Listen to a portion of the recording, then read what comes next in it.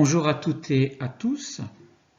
Dans la série Les pépites de sa parole, nous allons étudier le passage de Genèse, chapitre 32, versets 22 à 31, où il est question du changement de nom de Jacob en Israël. Et ce changement de nom se fait à la suite de son combat avec une puissance céleste. Certains diront un ange. Nous irons voir dans le détail de quoi s'agit-il. Jacob donc va recevoir un nom nouveau. Il va s'appeler Israël.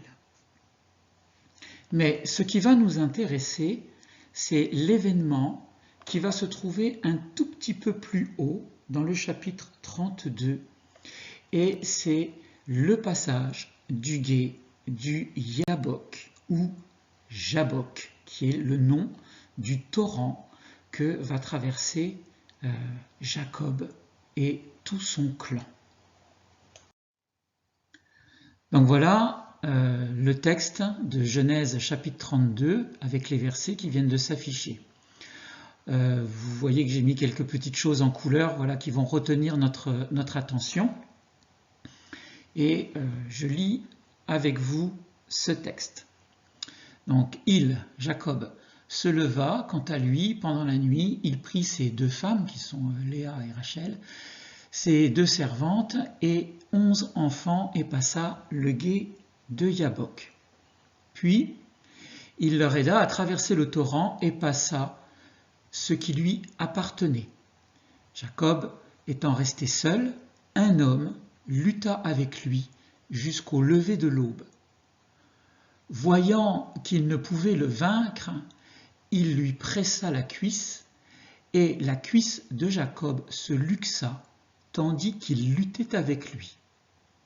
Il dit : « Laisse-moi partir, car l'aube est venue. » Il répondit : « Je ne te laisserai point que tu m'aies béni. » Il lui dit alors : « Quel est ton nom ? » Il répondit : « Jacob. » Il reprit : « Jacob ne sera plus désormais ton nom, mais bien Israël, car tu as jouté contre des puissances célestes et humaines, et tu es resté fort. » Jacob l'interrogea en disant : « Apprends-moi, je te prie, ton nom. » Il répondit : « Pourquoi t'enquérir de mon nom ? » Et il le bénit alors. Jacob appela ce lieu Péniel, parce que j'ai vu un être divin face à face, et que ma vie est restée sauve. Le soleil commençait à l'éclairer. Lorsqu'il eut quitté Pénuel, il boitait alors à cause de sa cuisse. Donc, le premier verset qui va nous intéresser dans ce passage-là, c'est le verset 22, où il est question de traverser le gué du Yabok. Et le deuxième verset, plutôt les deux seconds qui nous intéressent, c'est le 27 et le 28, où le nom de Jacob va être changé en celui d'Israël. Donc, sur ce texte, on peut déjà, vous avez vu, il y a des choses qui sont mises en couleur, entre parenthèses, en gras. On va essayer un peu de dire quelques petites choses intéressantes sur le contenu de ces différents versets. Au verset 23, le Yabok était, donc c'est un torrent, un ruisseau, une petite rivière en Israël. Et ce qui est important, c'est qu'il était considéré comme une frontière entre deux différentes parties de cette région. Et Jacob va prendre donc un rôle de passeur pour ce passage du gué. Et ce passage donc porte en lui, par l'action que réalise Jacob, il porte en lui une dimension spirituelle. On a Jacob qui va s'occuper de tout son clan, de toute sa famille et même de ses troupeaux. Et il va prendre quelque chose d'un côté de cette frontière et la passer de l'autre côté de cette frontière-là. Et ça nous fait penser à une parole de Jésus quand il dit à ses disciples « Allons de l'autre bord ». Il y a quelque chose de cette dimension-là où on va quitter une situation sur la berge sur laquelle on est. On a une traversée à faire pour aller de l'autre bord. Parce que de l'autre bord, il y a une nouvelle histoire, il y a une nouvelle vie qui va démarrer, il y a un nouvel avenir qui va commencer. Et le Jabbok va être cette frontière tant naturelle, mais aussi spirituelle, que Jacob aura à traverser. Au verset 24, il est noté, vous voyez, un homme lutta avec lui. Qui est cet homme? Qui est cet homme qui va lutter avec lui, alors que plus bas, on nous dit qu'il a jouté contre des puissances célestes. Au verset 24, on nous parle d'un homme, et au verset 28, on nous parle de puissance céleste. Quelle est donc, dans l'Écriture, cette entité qui a la capacité d'être en même temps une puissance céleste et un homme? Eh bien, pour trouver un équivalent dans l'Écriture, on peut se rapporter au passage de Josué, chapitre 5, versets 13 à 15. Et là, nous allons apprendre l'identité de cette puissance céleste qui a l'apparence d'un homme. Je vous lis Josué, chapitre 5, de 13 à 15. Or, il arriva que Josué était près de Jéricho, qu'il leva les yeux et regarda, et voici un homme se tenait debout vis-à-vis de lui, son épée nue à la main. Et Josué alla vers lui et lui dit : « Es-tu des nôtres ou de nos ennemis ? » Et il répondit : « Non, mais je suis le chef de l'armée de l'Éternel. J'arrive maintenant. » Et Josué tomba la face contre terre, se prosterna et lui dit : « Qu'est-ce que mon Seigneur dit à son serviteur ? » Et le chef de l'armée de l'Éternel dit à Josué : « Ôte tes souliers de tes pieds, car le lieu où tu te tiens est saint. » Et Josué fit ainsi. Donc dans ce passage, nous voyons que cette entité, c'est un homme, il a l'apparence d'un homme, il est une puissance céleste et il est le capitaine de l'armée de l'Éternel. Donc, qui est le capitaine de l'armée de l'Éternel? C'est Yeshua, le Messie, Yeshua HaMashiach. Donc, il va se présenter comme la personne qui va lutter contre Jacob. C'est une théophanie, c'est-à-dire une manifestation divine, et cette manifestation divine, ce n'est rien moins d'autre que Jésus, le Messie lui-même, qui va venir lutter avec Jacob. Pourquoi sommes-nous sûrs que cet homme qui vient lutter, cette puissance céleste qui vient lutter avec Jacob est lié à la divinité? C'est parce que nous trouvons cette confirmation dans le passage de Osée chapitre 12 verset 3 qui nous dit, en parlant de Jacob, « Dès le sein maternel, il supplanta son frère et dans sa virilité, il triompha d'un Dieu. » Donc là, on a l'identification et la preuve que le combat que Jacob va faire toute la nuit n'est pas simplement avec un homme, mais avec un Dieu. Donc, un homme-Dieu, un Dieu-homme. Et La seule personne qui a cette double identité, c'est le Messie, Yeshua HaMashiach. Voyons un peu plus sur maintenant sur le verset 28, où il est question que Jacob a ajouté contre les puissances célestes, on vient de le voir, mais quelles sont les puissances humaines avec lesquelles il a lutté, jouté pendant une partie de sa vie, et vis-à-vis desquelles il est resté fort. Eh bien, d'abord, Jacob a lutté contre son frère Ésaü. Ça a été toute la bataille dès la naissance. Il a voulu prendre sa place, il a voulu passer devant lui, etc. Il a voulu obtenir la bénédiction de son père, etc. Donc, il a lutté contre Ésaü, son frère. Et puis, pour obtenir sa bien-aimée Rachel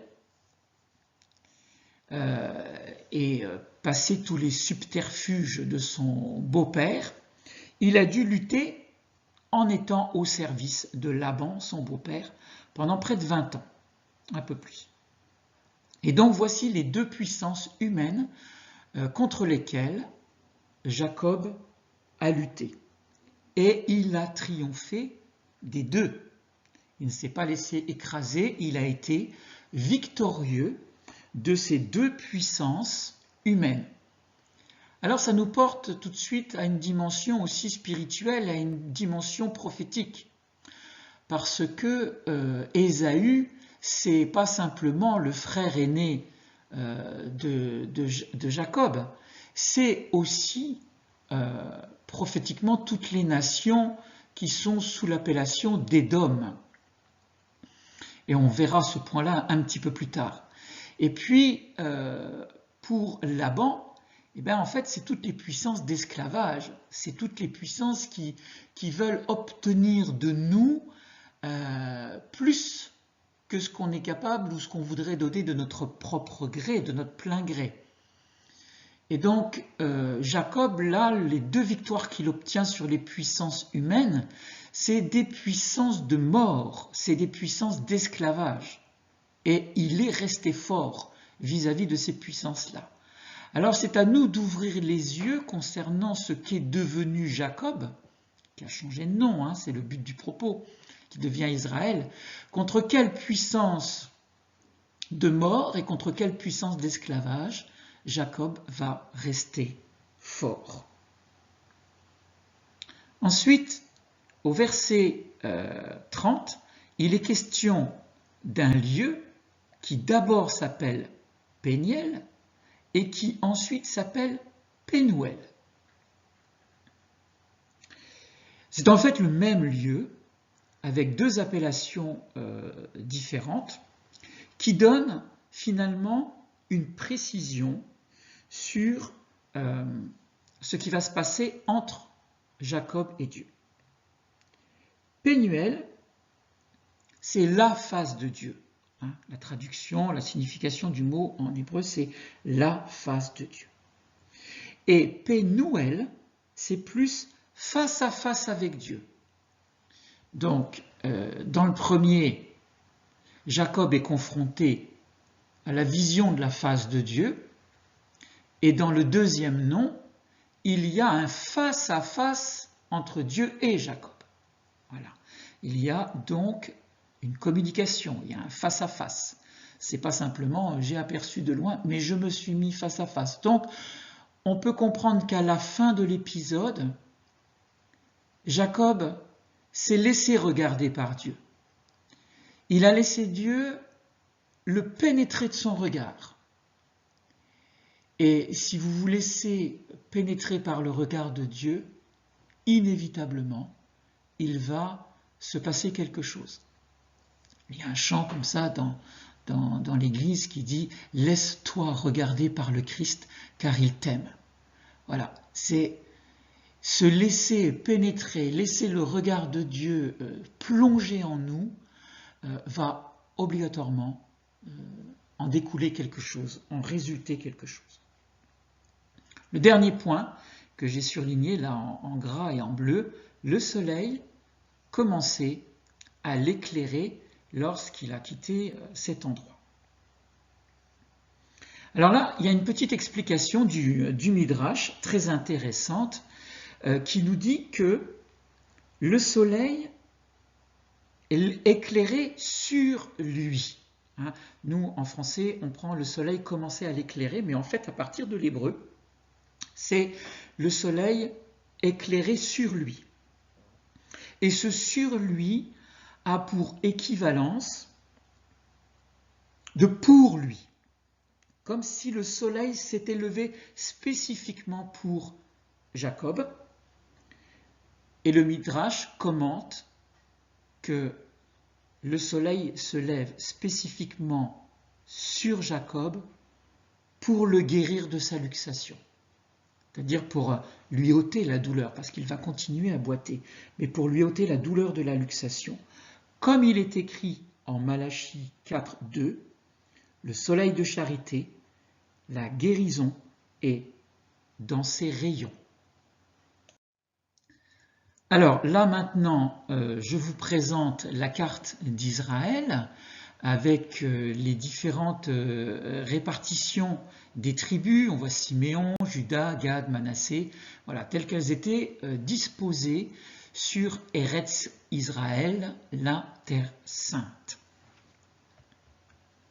Et le Jabbok, voilà, il est ici, c'est ce ruisseau, ce fleuve-là, que l'on voit matérialisé par l'encadré rouge.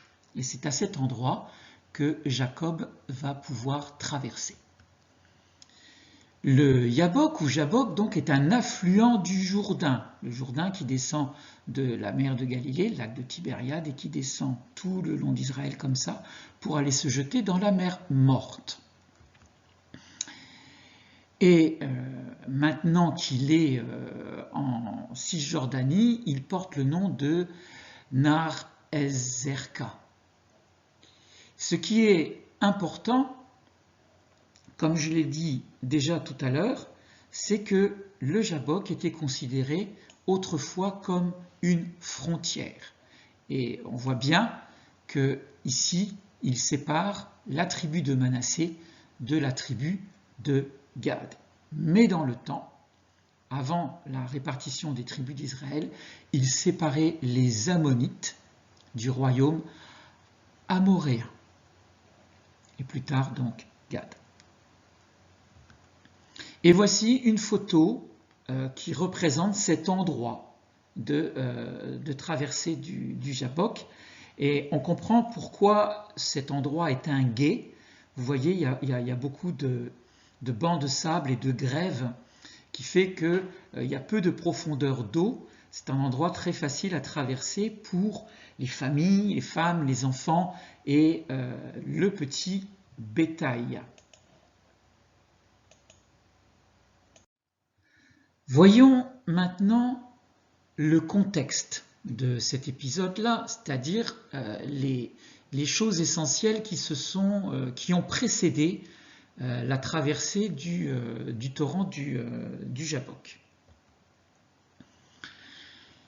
Donc, Jacob quitte la maison de Laban après 20 années de service. Et puis, il part donc de ce lieu, de ce beau-père très mauvais, pour retourner vers son père. Chapitre 31, verset 18, il emmena, donc Jacob, tout son troupeau et tous ses biens qu'il possédait, le troupeau qui lui appartenait, qu'il avait acquis à Padam Aram, et il s'en alla vers Isaac, son père, au pays de Canaan. Ce qui est important de retenir ici, c'est que Jacob va vers son père. Et ces mots nous permettent aussi de dire qu'il va vers une dimension spirituelle. Il s'en va vers le Père. Ça nous résonne tout de suite la même chose que pour le fils prodigue. Étant retourné en lui-même, il décida de retourner vers le Père, vers son Père. Et ensuite, vous connaissez tout l'évangile du fils prodigue. Et ça nous fait penser aussi à toute la montée de Jésus vers Jérusalem avant sa passion, et aussi après sa résurrection, où il ne cesse de dire à toutes les personnes qu'il rencontre, à tous ses témoins, à tous ses disciples, « Je m'en vais vers le Père, je m'en retourne vers mon Père, vers mon Dieu qui est votre Dieu, etc. » Et donc ici, dans ce verset 18 du chapitre 31, on a cette dimension du retour vers le Père aussi qui est présente pour Jacob. Au chapitre 32, verset 3, Jacob envoya devant lui des messagers à Ésaü son frère, au pays de Seir, dans le territoire d'Édom. Et au verset 6, les messagers revinrent auprès de Jacob en disant « Nous sommes allés vers ton frère Ésaü, il marche à ta rencontre avec 400 hommes. » Waouh! Donc, il y avait une forte opposition entre Ésaü et Jacob. Ces deux frangins ne s'aimaient pas trop. Ésaü en voulait énormément à Jacob parce que par ruse, il a perdu son droit d'aînesse. Il a perdu son droit d'aînesse pour un plat de lentilles et il a reçu la seule bénédiction de son père.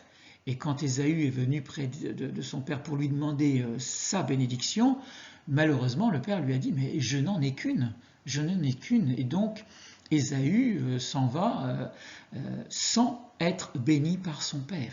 Et là, il en veut terriblement à son frère cadet, qu'il l'a dépouillé de son droit d'aînesse et de sa bénédiction. Donc, les projets d'Ésaü vis-à-vis de Jacob, ça se résume à une chose, la mort. Ésaü veut la peau de son frère. Et alors, comme Ésaü avait pour projet de tuer Jacob, Jacob, quand il comprend que Ésaü se dirige vers lui avec 400 hommes armés, il ne l'a pas fier là. Il ne l'a pas fier. Et on va voir que ça va avoir de grandes conséquences de peur, de crainte, etc. Maintenant, au niveau dimension prophétique, vous savez que Ésaü, maintenant, c'est toutes les civilisations occidentales que l'on met sous l'appellation d'Édom. Ésaü, c'est le roux, et Édom, en hébreu, c'est le rouge. Et voilà, c'est lié au sang, c'est lié à la couleur rouge, etc.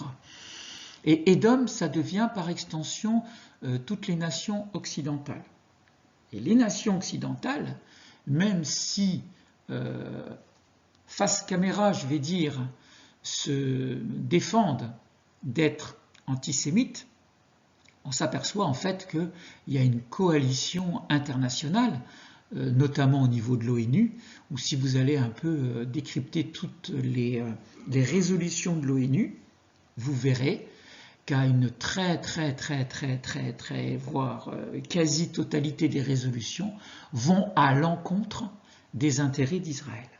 Et ça, c'est la manifestation d'Ésaü, d'Édom, qui a toujours pour projet de faire disparaître, de faire mourir Jacob, Israël.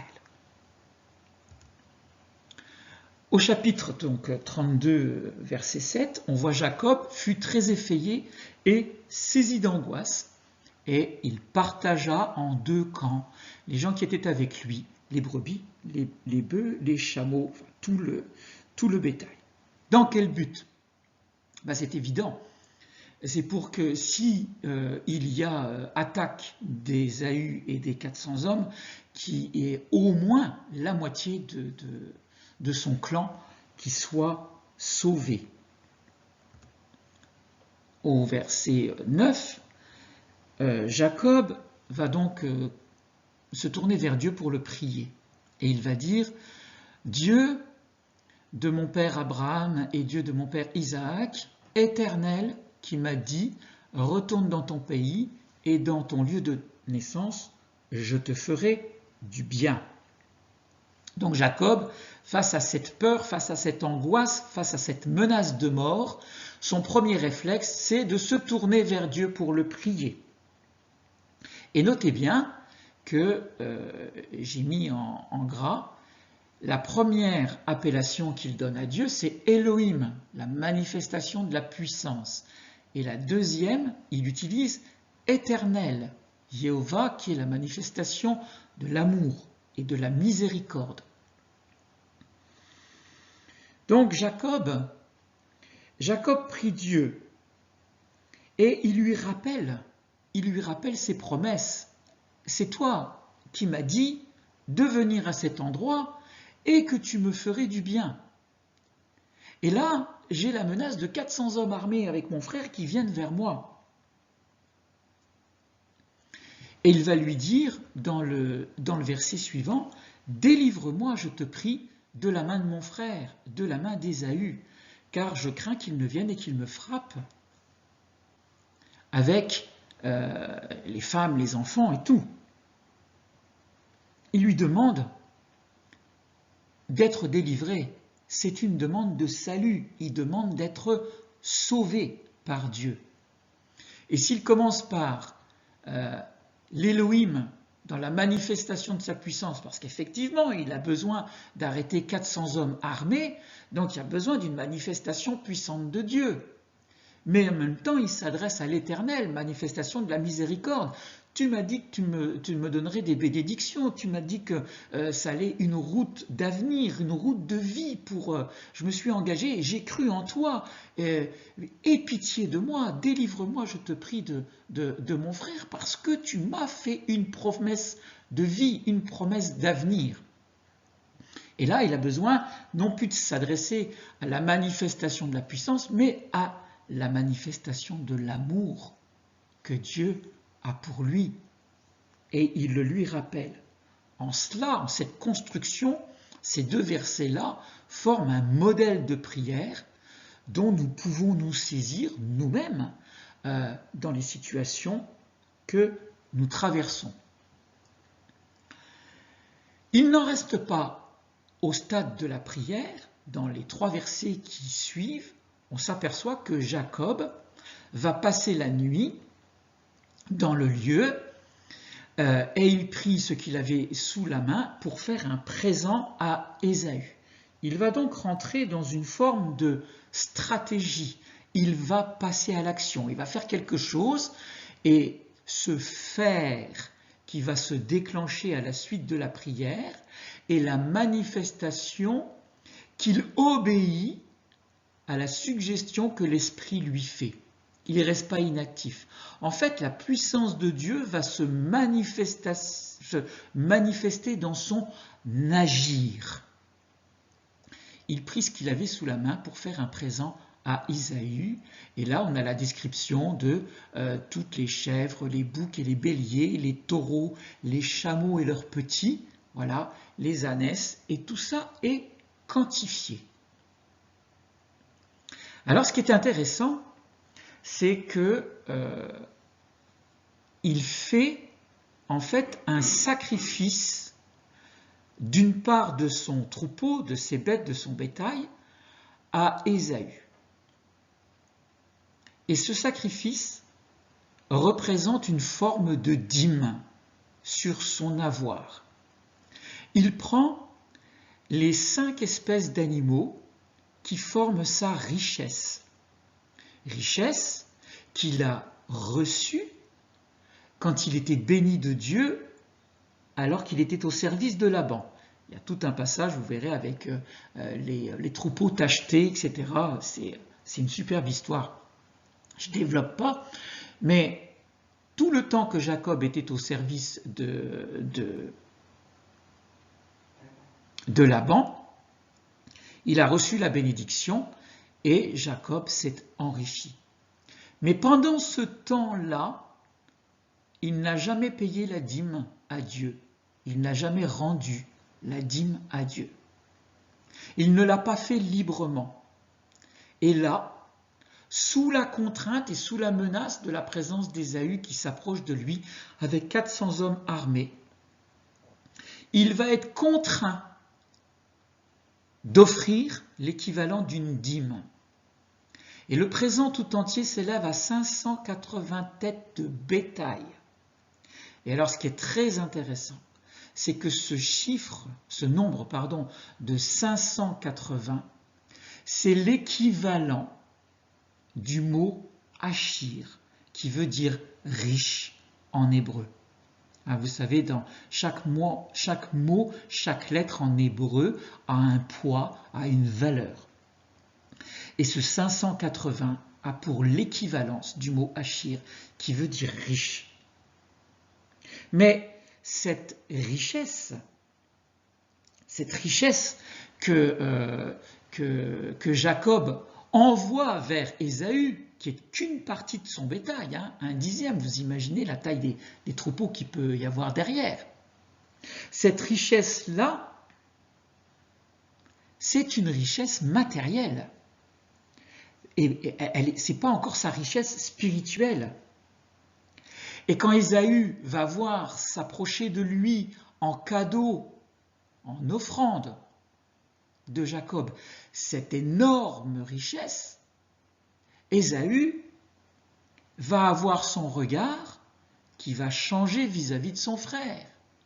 Parce qu'il va se dire, mais ce Jacob-là, qui était en quête d'une dimension spirituelle, il est en train de s'approcher de moi uniquement avec une dimension matérielle, et donc j'ai gagné idéologiquement sur lui.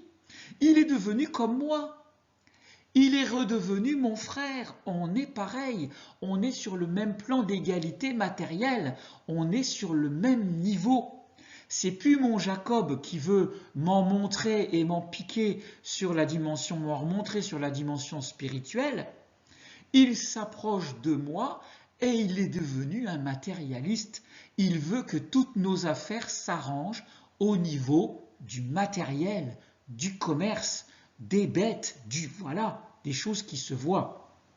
En cela, Ésaü pense avoir gagné sur son frère, et nous verrons dans les versets suivants qu'il ne veut plus lui faire la guerre, mais qu'il va lui proposer une alliance. Et c'est le but de Jacob d'offrir ses cadeaux pour apaiser son frère avant de le voir face à face. Et le but, c'était d'être accueilli favorablement par Ésaü. Néanmoins, c'est Jacob qui prend l'initiative de la paix, de la main tendue. Parce que la démarche d'Ésaü vis-à-vis de Jacob, c'est quand même de se présenter avec 400 hommes armés pour en découdre. Et quand on se déplace avec 400 hommes armés face au clan de sa propre famille, c'est quand même pour en découdre. Et donc, c'est Jacob qui est l'artisan de paix. Et en ça, nous percevons tout de même qu'il est prêt à recevoir une nouvelle identité parce que son combat vis-à-vis de son frère est un appel à la paix, un appel à la miséricorde, un appel à la main tendue. Et que c'est de la volonté vraiment c'est le shalom qu'il veut prononcer et qu'il veut qu'il s'établisse sur la tête et sur le camp de son frère. Jacob veut obtenir cette nouvelle identité qui est l'identité du premier-né. Il l'a obtenue en supplantant son frère, en l'obtenant par ruse, il a été recouvert de poids de chameau pour recevoir la bénédiction de son père, il a rusé pour obtenir cette bénédiction du premier-né. Il veut, en retournant vers son père, il veut vraiment que cette bénédiction du premier-né, du Béchor, soit ratifiée, qu'il l'ait obtenue vraiment pour de bon, qu'elle ne soit plus sujet à caution, à contestation. Mais pour ça, il va falloir qu'il passe par le gué du Jabbok.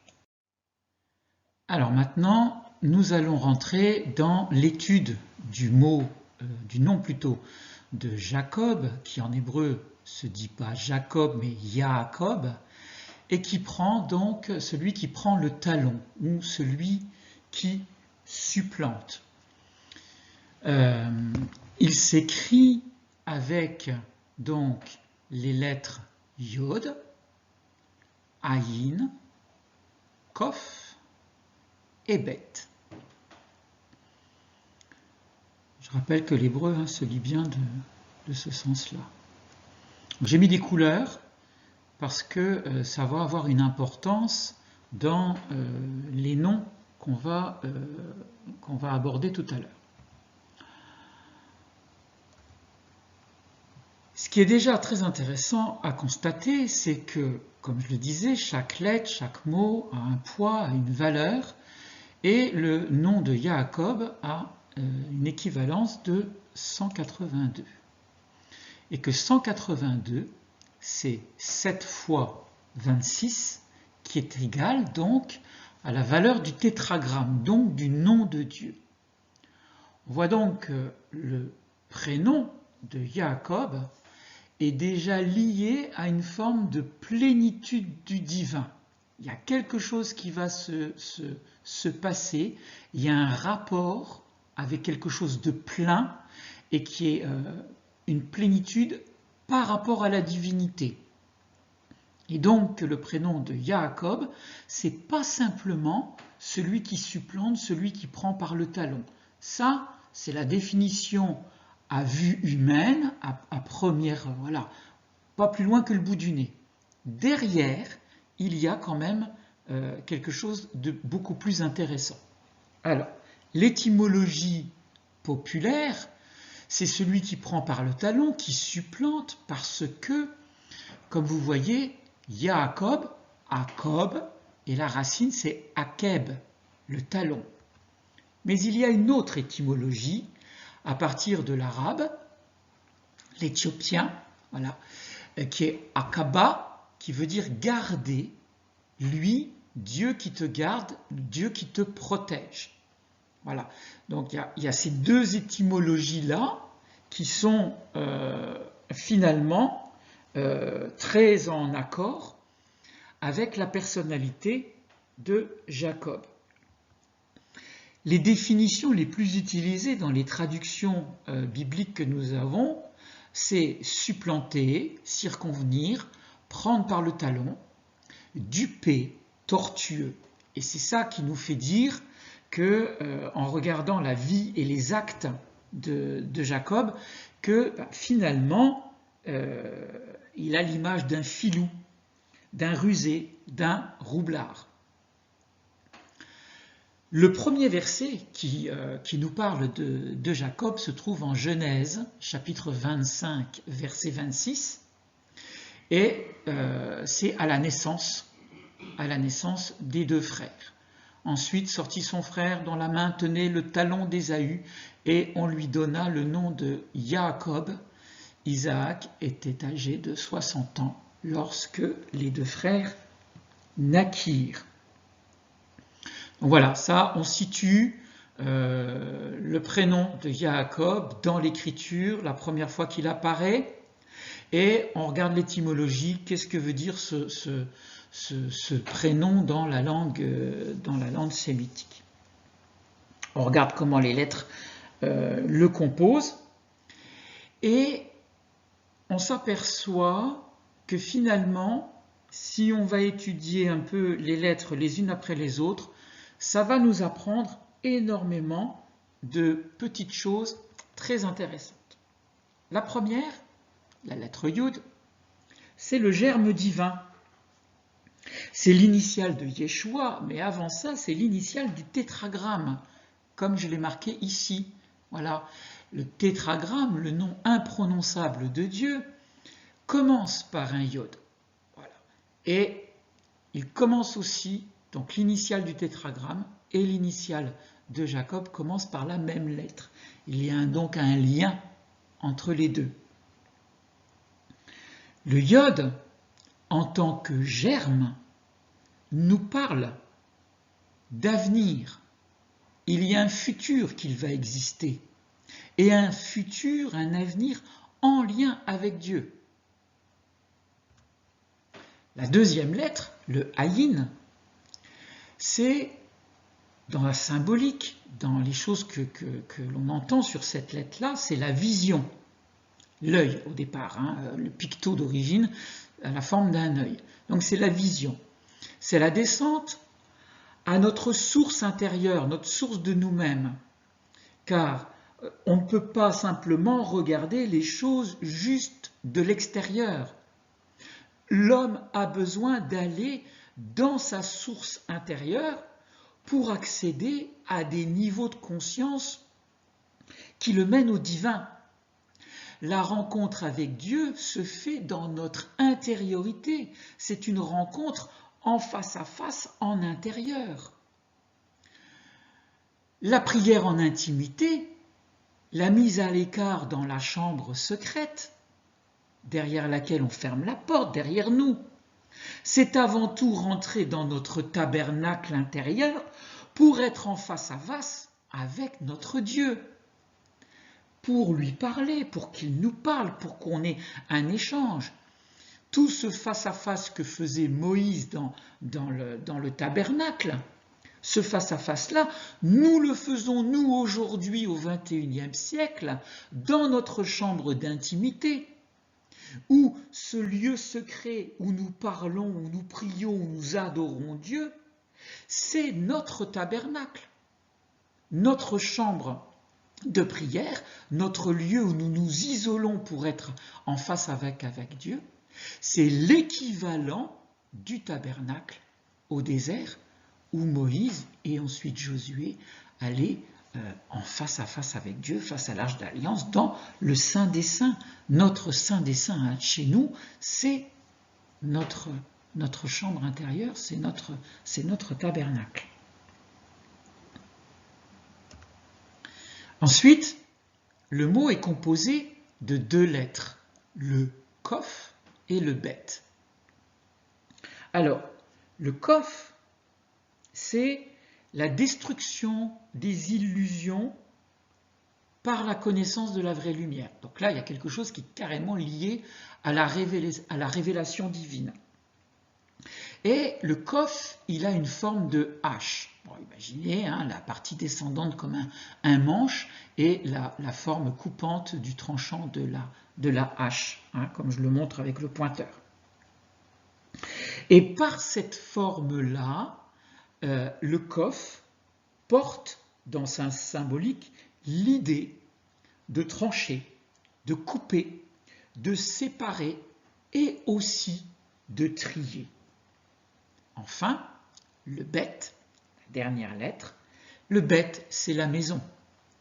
Beit, c'est la maison. D'accord ? Et c'est aussi la première lettre de toute l'écriture, puisque c'est la première lettre du mot Bereshit, qui s'ouvre sur tout l'avenir de l'humanité que propose Dieu dans l'histoire qui va se jeter comme ça dans nos réalités. C'est la maison. Ça exprime aussi tout ce qui contient, parce qu'une maison est un contenant rempli de vie, pas un contenant fermé, c'est un contenant qui reste ouvert pour l'accueil de l'autre, ouvert pour l'hospitalité. C'est l'archétype de toutes les demeures, et donc l'archétype de la maison de Dieu. C'est la maison de l'homme. Et dans le plus haut niveau, c'est le sanctuaire. Voilà, c'est le sanctuaire, donc le temple. Au désert, ce sera le sanctuaire, le Mishkan, le tabernacle, tout ça avec le parvis, le lieu saint et le saint des saints. Mais quand on associe les deux dernières lettres, ce qui est très intéressant à voir, c'est qu'elles forment le mot Kab. Et Kab, ça veut dire un récipient creux. Alors, n'allez pas me faire dire que Jacob est creux. Non, c'est un récipient creux comme une capacité à être rempli, une capacité à recevoir. Et donc vous avez les deux dernières lettres qui sont la capacité à recevoir, qui sont précédées d'une source. Et cette source même est précédée de l'initiale divine. D'accord? Et donc, quelle est cette source qui remplit la capacité de Jacob? Quelle est cette source qui le remplit? Quelle est cette présence divine qui va précéder sa source? De quoi est rempli Jacob? Quelle est la nature de sa source? Voyons maintenant le nom du ruisseau, Jabbok ou Yabok. D'accord? On a dit que le yod, Yaakov, le yod devant Yabok. Et en lettres occidentales, le Yabok va se transformer en Jabbok. Vous trouverez dans les différentes traductions. Et cela veut dire, donc pour le nom de ce ruisseau, de ce petit fleuve-là, ça veut dire celui qui se vide, celui qui coule. Alors, pour un fleuve qui coule, je comprends bien.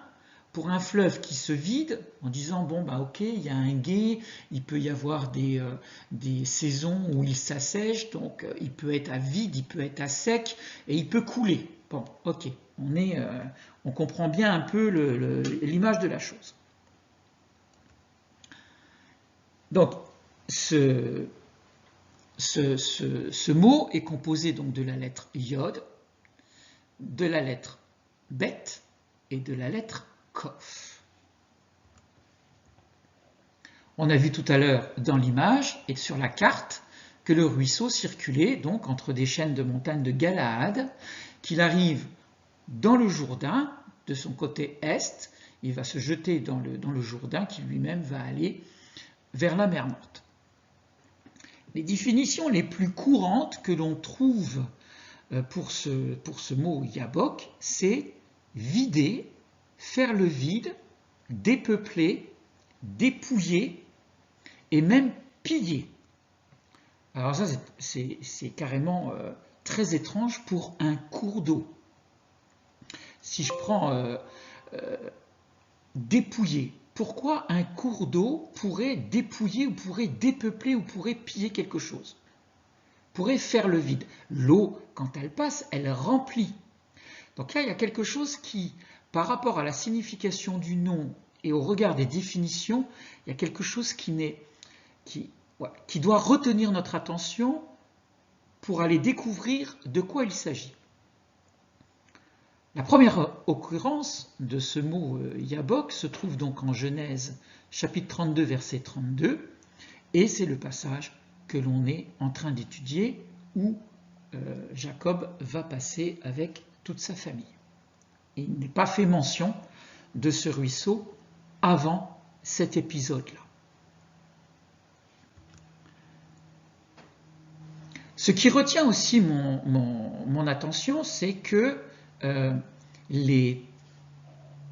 mot Jabbok contient 3 lettres du prénom Jacob.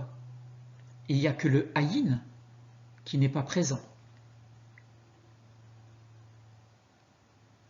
C'est comme si Jacob devait passer le gué du Yabok, mais pas simplement physiquement, en traversant le ruisseau naturellement, mais c'est comme s'il avait à passer ce gué-là intérieurement, spirituellement.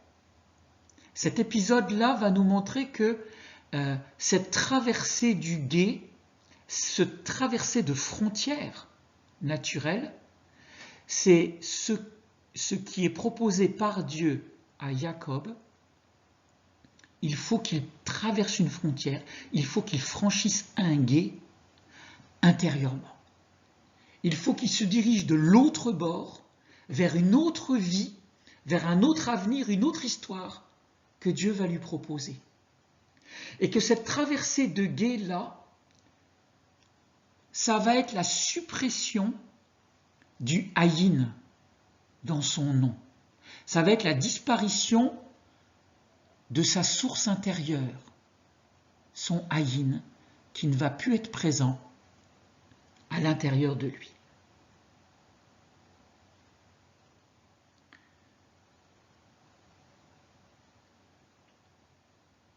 Voilà, la capacité à recevoir. Le Jabbok est précédé du yod, et derrière, c'est le mot kab,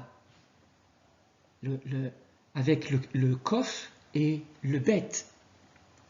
Et donc, cette capacité à recevoir de Jacob, le remplissage, le creux en lui, ne doit plus être rempli par sa propre source à lui, sa propre source charnelle, mais elle doit être remplie par le divin. Et le divin, c'est le germe qui est juste devant le germe. Alors, il y a autre chose de très intéressant dans ce point-là, j'ai déjà affiché le mot en dessous, c'est que le mot lutter, que l'on trouve dans les versets un peu plus loin, s'écrit avec les mêmes lettres, si ce n'est que la première est remplacée par un aleph, alors que le mot Jabbok commence par un yod. Et que, comme nous l'avons dit, le yod, c'est le germe divin. Mais le aleph, c'est la manifestation même de Dieu. C'est le Père.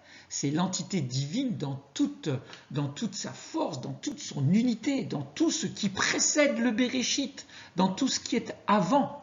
Le aleph, c'est la puissance de la divinité.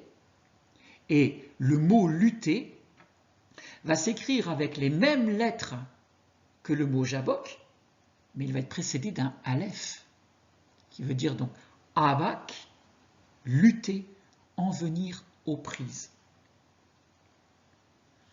Et quand on lit les commentaires, on nous dit, attention, faites attention là, il y a quelque chose de très intéressant, parce que le mot abak et yabok sont très proches phonétiquement. C'est comme si en hébreu, on avait fait ce qu'on appelle, nous en français, un calembour.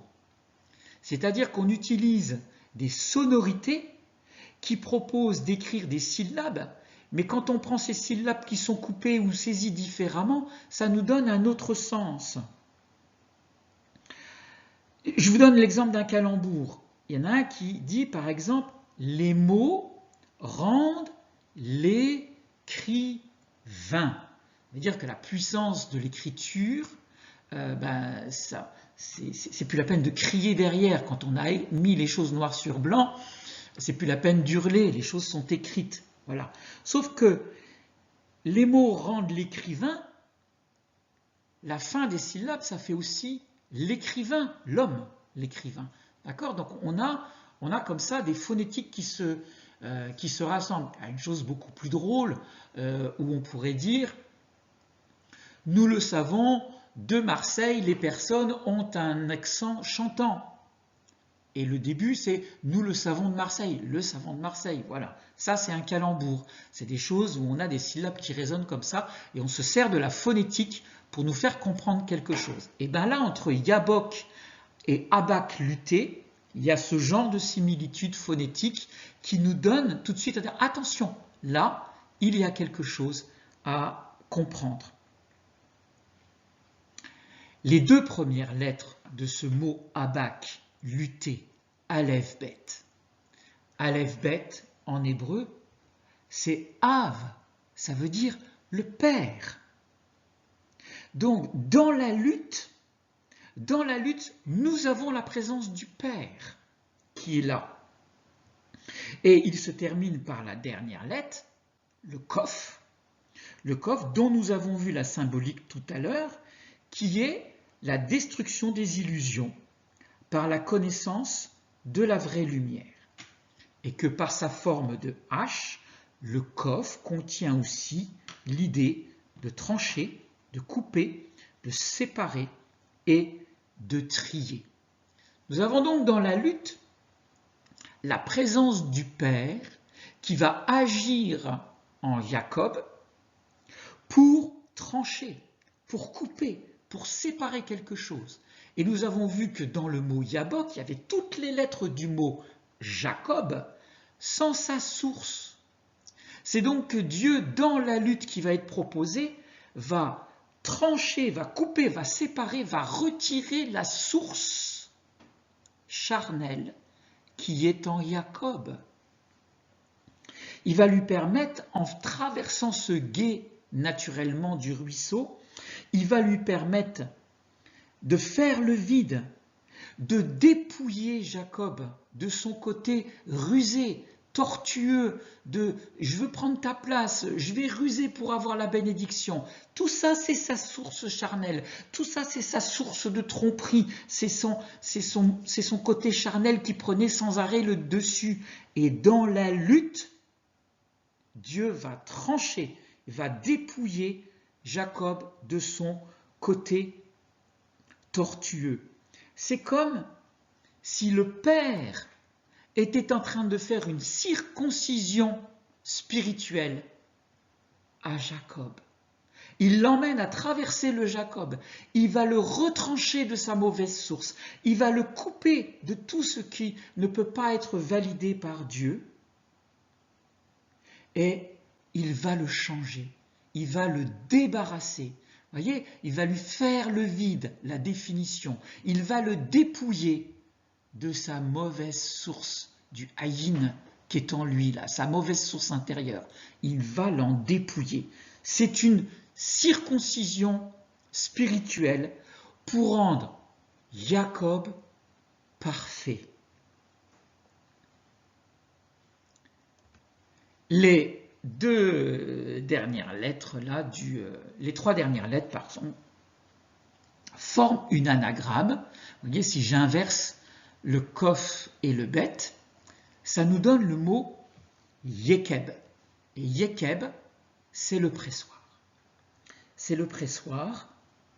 Et ça nous fait comprendre que dans le passage du gué du Yabok, il y a caché à l'intérieur de cet événement-là, de ce geste, de cette traversée que va faire Jacob, il y a l'idée aussi que Jacob passe par le pressoir, que Dieu le fait passer par le pressoir pour tirer de Jacob le meilleur de lui-même.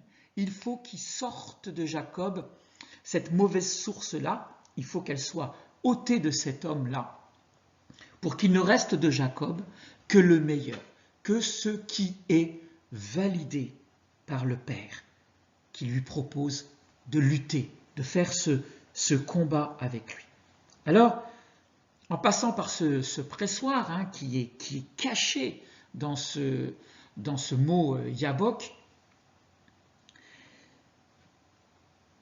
pour tirer de Jacob le meilleur, de cette lutte sortira un nouveau Jacob, un Jacob vidé de sa mauvaise source, dépouillé de son mauvais penchant.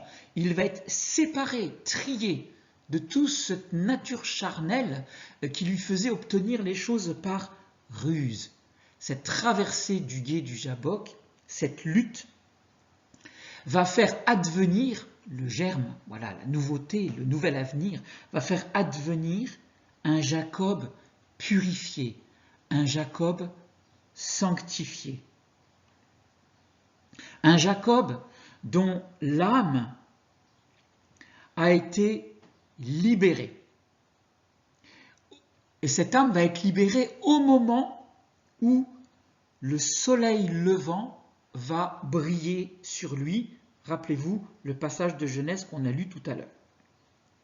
Il va briller sur lui et son corps blessé par cette lutte, par cette circoncision spirituelle et par ce retranchement qui va avoir lieu tout en lui, son corps blessé ne va rechercher la force et la bénédiction qu'en Dieu seul, le Père, qui est là, devant, qui précède la lutte. Et en ça, Jacob va pouvoir devenir Israël. Donc, je rappelle comment s'écrit le prénom de Jacob et ce qu'il dit à travers ses lettres. Donc, on a vu que c'était la définition de supplanter, circonvenir, prendre par le talon, duper, tortueux, qui fait que Jacob est un rusé, un tordu, un filou. Voilà. Et il va falloir qu'il rentre à partir du moment où il a traversé la lutte, le gué du Yabok. Il va donc rentrer dans cette nouvelle identité d'Israël. Donc voilà, je rappelle le premier verset où on trouve le nom de Jacob. Je ne reviens pas dessus.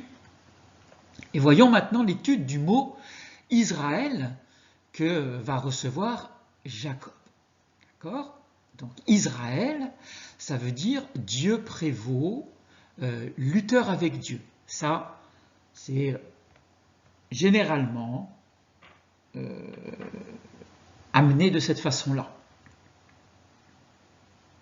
Et donc, voici comment s'écrive ce nom de Yisraël, avec le Yud, le Shin, le Resh, le Aleph et le Lamed. La totalité de ces lettres-là ont un total de 541. Et si on fait 5 plus 4 plus 1, ça fait 10. Et 10, c'est la manifestation divine, c'est la plénitude de la divinité. Et donc, on est passé tout à l'heure, rappelez-vous, à un Jacob qui était 7 fois la valeur du tétragramme. On a vu qu'il y avait déjà un lien avec la divinité il y avait un lien avec la divinité. Maintenant, on voit que Israël, dans sa Gematria, il y a un rapprochement possible avec le 10, avec le divin. Voilà. Je ne rentre pas dans tout le détail. Vous voyez que j'ai déjà mis en rouge les 3 premières lettres, mais je vais parler des 2 dernières en premier. Donc, Aleph et Lamed, ça fait Hel, et Hel, c'est Elohim, c'est le diminutif de Dieu lui-même. Voilà. Donc, ce Israël, c'est le nom nouveau de Jacob donné par Dieu après qu'il ait donc lutté avec la puissance céleste qu'on trouve la plupart du temps dans nos Bibles comme étant un ange, mais on a vu que c'était le capitaine des armées de l'Éternel, et que les définitions retenues dans la plupart des traductions, c'est un prince avec Dieu, un lutteur pour Dieu, c'est celui qui l'emporte, celui qui a l'avantage. D'accord ? Donc, là, on est en train de parler d'Israël. Et donc, si vous voyez bien qu'on transpose tout cela dans toute l'histoire d'Israël, quelles que soient les tentatives d'éradication de ce peuple-là, il porte en lui la victoire, puisque la définition même de son nom, c'est celui qui l'emporte, celui qui a l'avantage. Il est prince avec Dieu. Et son combat qu'il a pour vivre, son combat à l'existence sur cette terre, c'est une lutte pour Dieu, parce que la mission d'Israël en tant que peuple élu, c'est d'annoncer à tous les peuples qu'il y a un Dieu unique pour nous sauver, qu'il y a un plan d'amour, qu'il y a un plan de miséricorde, qu'il y a un plan de salut. C'est ça la mission d'Israël. Et que la totalité des peuples refusent ce plan de salut-là. D'accord ? Et que certains même fomentent des plans pour éradiquer Israël de la surface de la terre. Mais c'est pas possible. Ça, c'est pas possible. Parce qu'avec Israël, il y a Dieu. Rappelez-vous le combat de David face à Goliath, qui est aussi une préfiguration prophétique. David l'emporte parce qu'il dit « Mais c'est l'Éternel qui combat avec moi ». Avec Israël, il y a toute la présence de Dieu. Et quelle que soit la puissance maléfique qui s'oppose à Israël, celui qui s'oppose à Israël s'oppose à Dieu lui-même. Et il n'y a pas moyen d'avoir une victoire, d'écraser Dieu. Ce n'est pas possible. Israël est celui qui va l'emporter. C'est celui qui aura l'avantage à la fin. Donc, la première fois qu'on rencontre ce mot, c'est en Genèse 32, 28. Je ne relis pas le passage avec vous, on l'a identifié. Donc, les 3 premières lettres de ce mot Israël, ça forme le mot Yachar, qui veut dire être droit, être juste, être correct, être convenable, plaisant. C'est finalement la droiture de Dieu. Voilà. C'est la droiture de Dieu, puisque être droit, et derrière c'est les 2 dernières lettres, c'est l'initiale de Elohim, d'accord? Donc on a les premières lettres, la droiture de Dieu. Donc ce qu'on se rend compte, c'est que c'est complètement à l'opposé de l'identité de Jacob. Jacob, c'était le rusé, le tordu. Et ce rusé tordu, par le combat avec la puissance céleste, par sa traversée du Jabbok, il va devenir l'Israël, il va devenir la droiture de Dieu. Lui qui était le tortueux, il devient le droit. Celui qui était courbé, voilà, il est redressé, il devient droit, il devient juste, il devient plaisant pour Dieu. Celui qui était habité d'une source, Aïn, d'une source de duperie, de tromperie, va être vidé de cette source charnelle pour devenir convenable, droit et juste, plaisant à Dieu.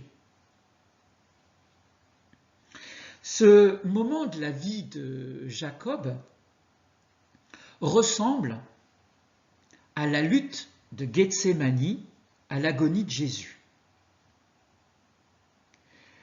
Cette agonie où l'agonie de Jésus éclate jusqu'à se manifester dans sa nature physique. Rappelez-vous qu'il nous est parlé qu'il a sué transpiré du sang, où il s'est effondré à terre pour prier Dieu. Alors pourquoi ce rapprochement est-il possible? Jacob porte en lui la dimension du premier-né. Il supplante son frère à la naissance, il acquiert le droit d'aînesse d'Ésaü pour un plat de lentilles, et il reçoit la bénédiction de son père par ruse. Ça, c'est l'état des faits.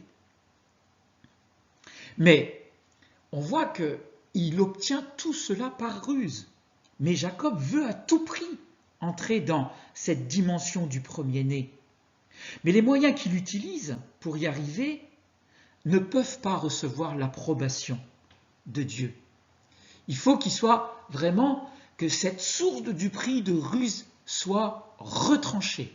On l'a vu par la lettre Kof en forme de H, ça va être sa circoncision spirituelle pour devenir le Israël. Mais il y a aussi différents éléments du contexte qui nous permettent de rapprocher cette lutte de Jacob avec l'être spirituel, qu'on a qualifié comme étant le capitaine des armées de l'Éternel. C'est que, comme Jésus, Jacob va vers son père. Il remonte vers Isaac, il va vers le père. Et on a vu tout à l'heure qu'il y avait cette double dimension. Oui, je vais vers mon papa Isaac, mais je vais aussi vers le Père céleste. Comme Jésus, Jacob à la mort qui vient vers lui. Alors pour Jacob, c'est pas la mort de la croix de Jésus, mais c'est la mort manifestée en Ésaü et sa troupe armée de 400 hommes. Il y a la mort qui s'approche de lui.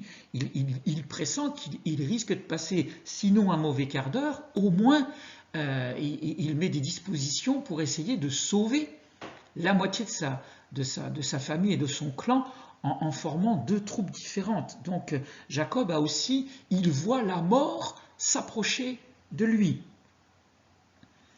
Il y a un autre point, c'est de la même façon que Jésus va traverser le torrent du Cédron au moment d'aller prier à Gethsémani, Jacob, lui, va traverser le Yabok pour aller vers sa destinée, vers sa nouvelle vie, vers son nouveau nom. C'est-à-dire que Jésus accepte la mort pour obéir à Dieu et Jacob traverse le Yabok pour quitter sa nature tortueuse, rusée, filou de Jacob et pour devenir Israël, celui qui va être correct, convenable et plaisant, droiture de Dieu.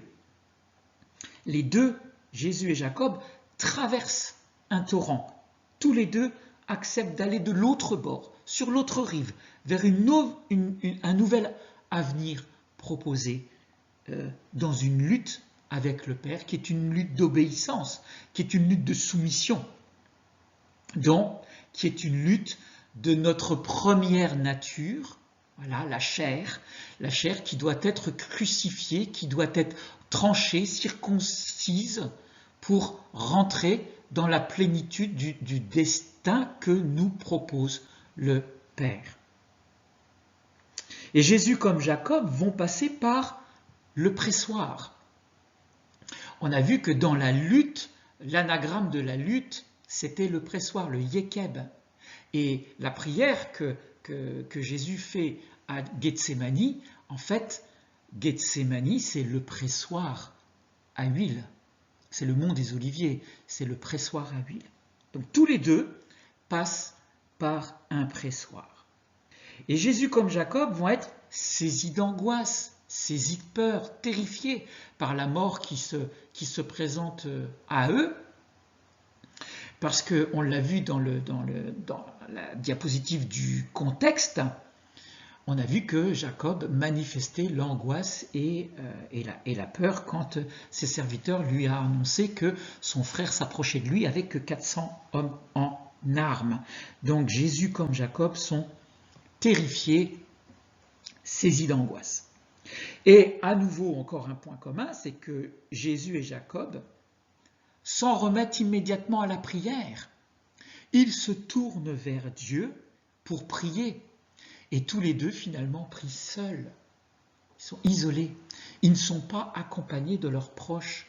À Gethsémani, Jésus s'en reviendra plusieurs fois vers les disciples qu'il a emmenés avec lui, mais il est allé prier à plusieurs reprises seul.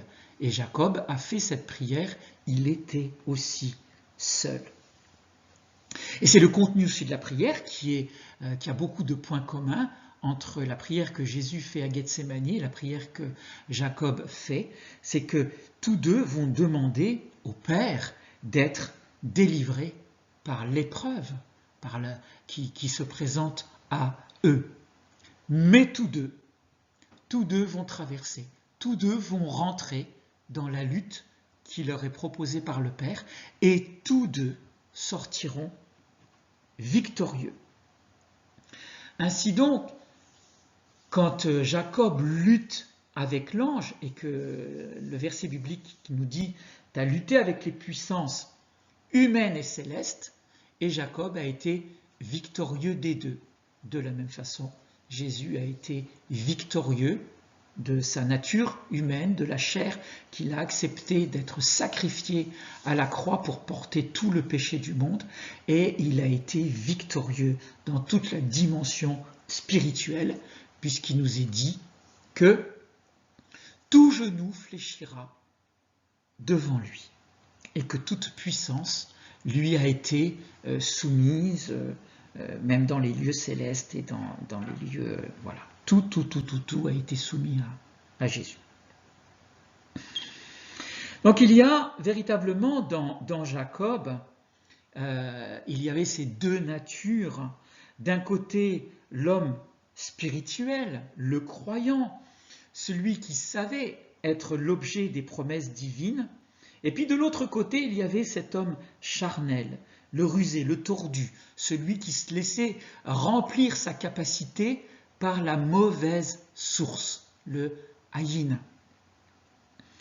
Et Dieu, tout en voulant sauver et bénir le premier, l'homme spirituel, le croyant,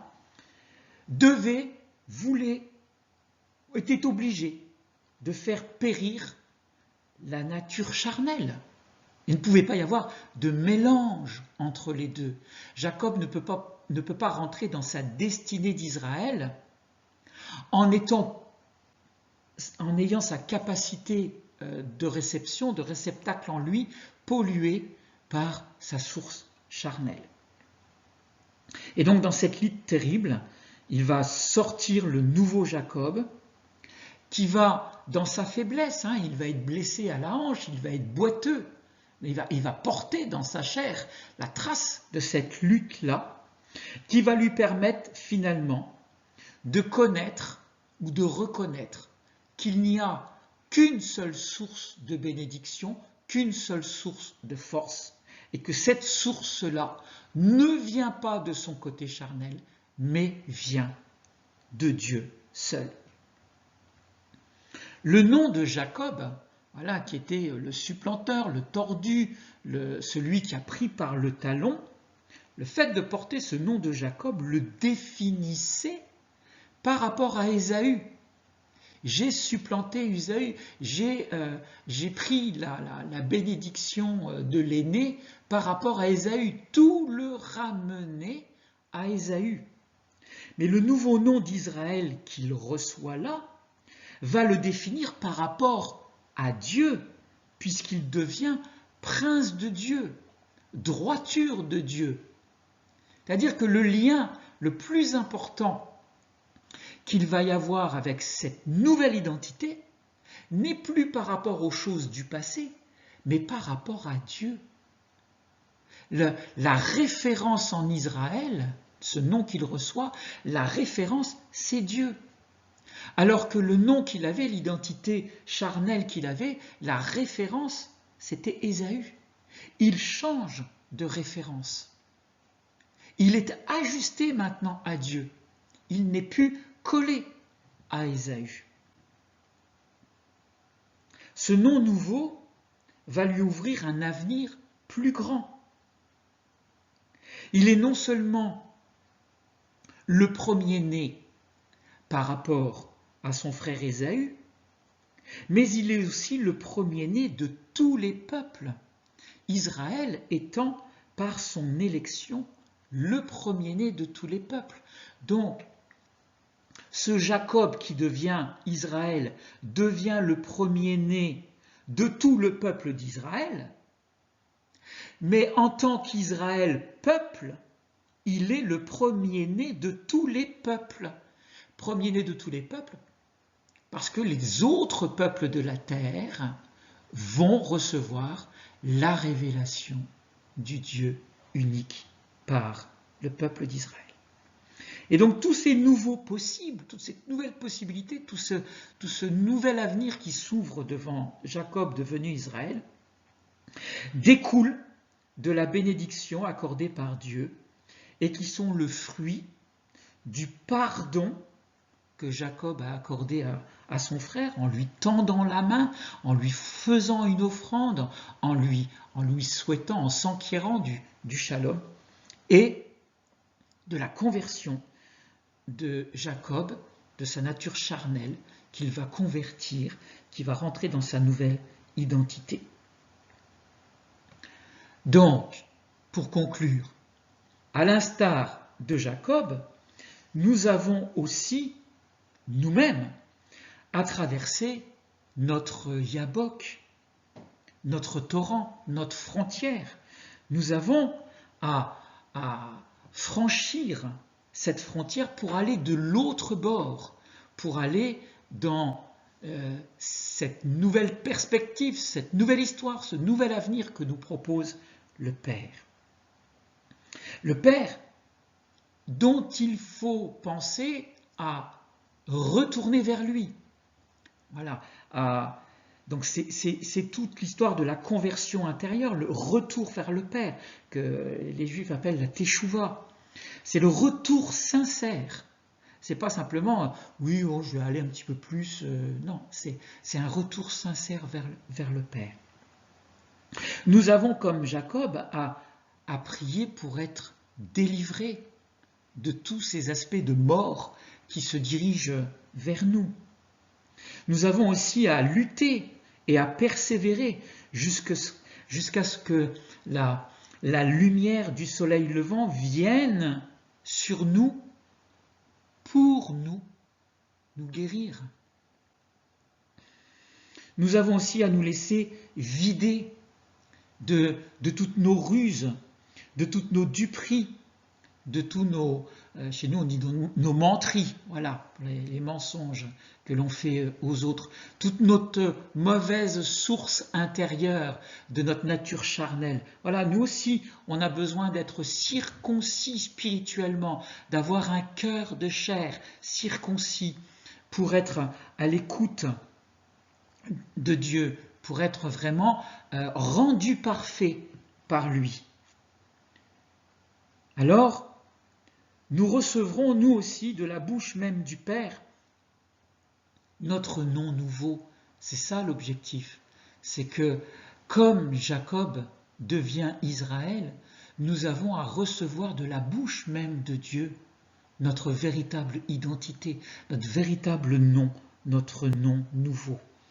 Comme il est dit en Isaïe, chapitre 62, verset 2, « Alors, les peuples seront témoins de ton triomphe et tous les rois de ta gloire. Et on t'appellera d'un nom nouveau qu'aura désigné la bouche de l'Éternel. » Que Dieu notre Père vous bénisse et vous garde. Je vous dis à bientôt pour une autre pépite. Au revoir.